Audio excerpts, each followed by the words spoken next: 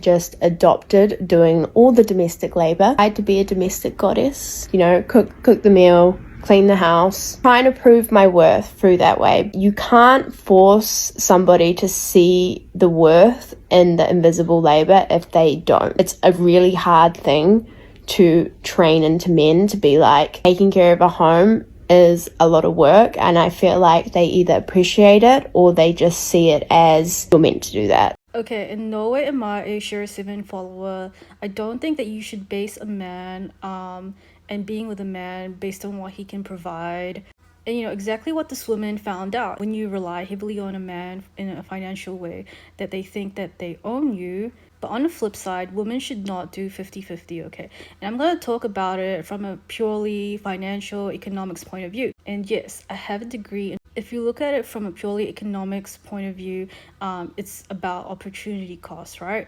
Women most likely in some point of their, life to forego their earning potential. There's times that, women cannot earn money because they're a woman. You give birth, you have the risks of dying from birth, and look after the child, nurture your child, and you just cannot earn money. In this case, the opportunity cost is not even like what you would earn. For example, if this year you were earning like 60K, next year when you have a baby, like the opportunity cost is not that 60K that you'd be earning next year. The opportunity cost is actually the potential, because like how do you know you're not going to be promoted, or how do you know you're not going to find a better job where the pay is more?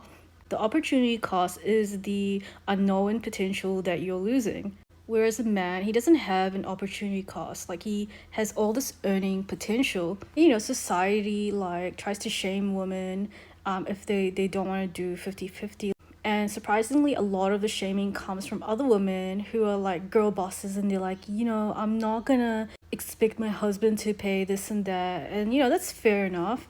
But like, what does a man actually give you?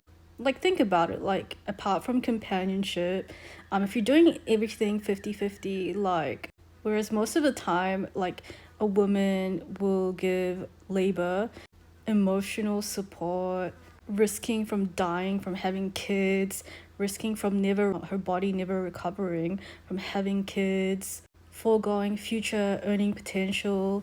But like, should a man provide for everything, pay for everything?